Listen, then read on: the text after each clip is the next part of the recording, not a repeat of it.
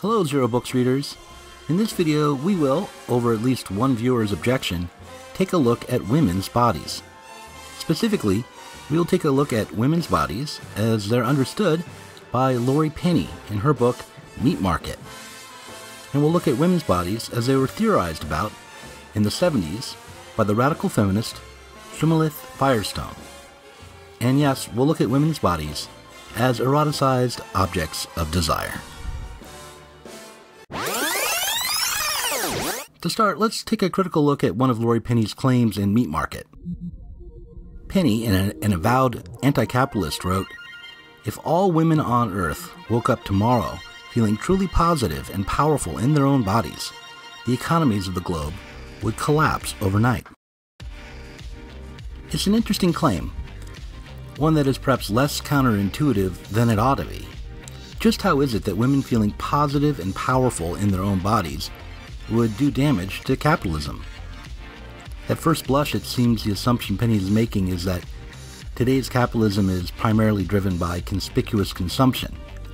In Penny's vision, what makes the world go round isn't money in the abstract, but money spent on shit we don't need. She writes about a superstructure of oppression that shapes women as consumers and posits that the psychological undermining of women, the running down of women's self-esteem, drives their consumption and alienates them from their own bodies.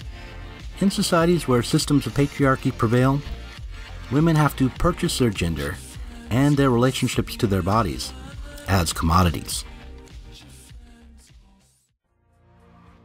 There are perhaps two difficulties here. The first might seem pedantic, namely that Penny is treating the market, or the realm of consumption, as if it is the primary realm of capitalism, and is maybe misunderstanding what alienation is under capitalism. From a Marxist view, alienation is not a psychological condition, but rather is a social fact.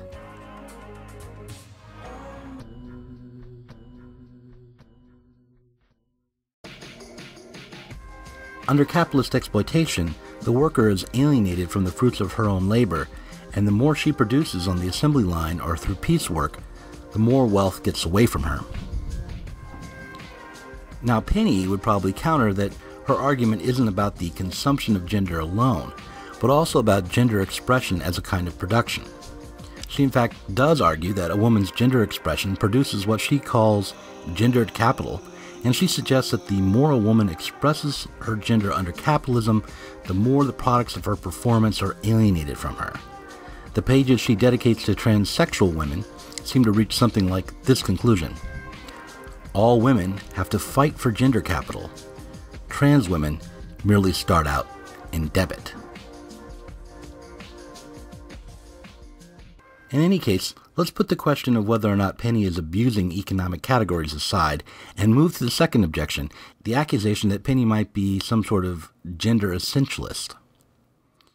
Now that's probably not true. Let's start again with the first line of her book. "We live in a world which worships the unreal female body and despises real female power." What is the relationship between the unreal female body and real female power? To understand this, we have to notice that the split is not between the unreal female body and the real female body, but between the unreal female body as an object and the reality of female power. How is it that the unreality of the female body can be set up in a binary with female power?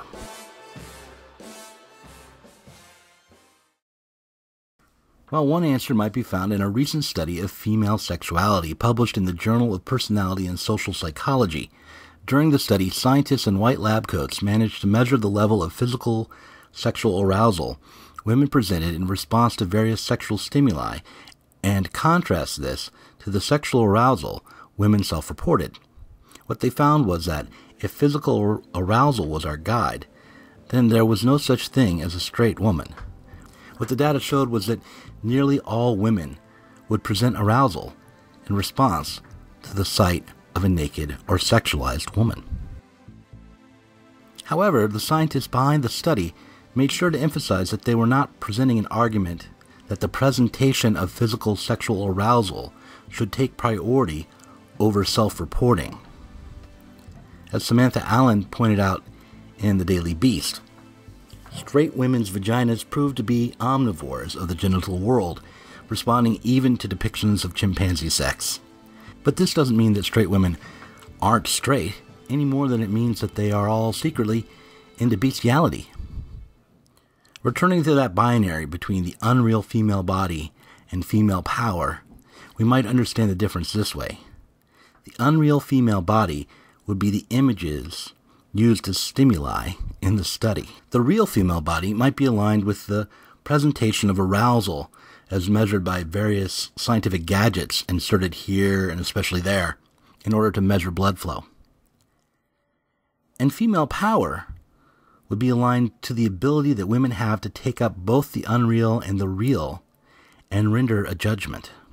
That is, the self-reporting, the understood meaning of the world could be the source of women's power over their own sexuality. However, this interpretation is perhaps a conformist or a conservative reading, and in order to understand why it's conservative, we should step away from female bodies, genitals, and sexual orientation and reconsider the terms in the abstract or in relation to capitalism. Let's revise Penny's first line so that its subject is no longer women, but workers. Let's translate, "We live in a world which worships the unreal female body and despises real female power," in vulgar, orthodox, Marxist terms. So, we live in a world which worships the unreal female body and despises real female power becomes, we live in a world which worships the commodity and despises the power of the worker. Bask in the glory of bourgeois freedom. For them, bourgeois freedom serves to end all discussion of the social relations of capitalism. If I choose to go to work, the libertarian argument goes, then I am consenting to wage labor, which somehow legitimates capitalism relative to all other economic systems. Let's take a look at a quote from Moïse Postone in an interview with the student newspaper Tribuna. One of the things I found very eye-opening about the Grundrisse was that Marx was not simply interested in the end of exploitation of the proletarian labor, but rather in the abolition of this labor. Most interpretations of surplus value missed this point. The idea that Marx was interested in the self-abolition of the proletariat and not in its realization led me to begin rethinking Marx fundamentally. And this may be where the radical feminist Shulamith Firestone and Victoria Margry, in her upcoming book, Neglected and Misunderstood, The Radical Feminism of Shulamith Firestone, comes in. While Marx advocated for the overturning and replacement of the capitalist means of production, Firestone argued for the overturning of the means of reproduction.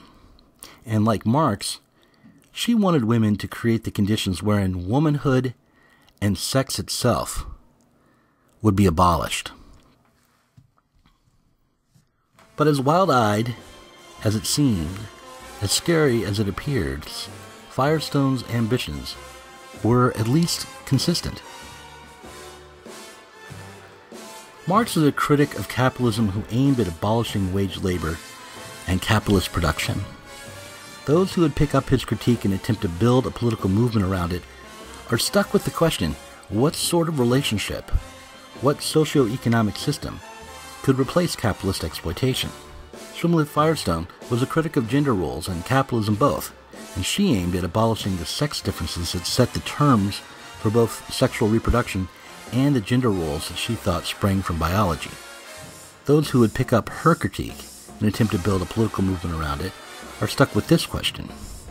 What sorts of identities, what kinds of systems of reproduction could replace sexual reproduction?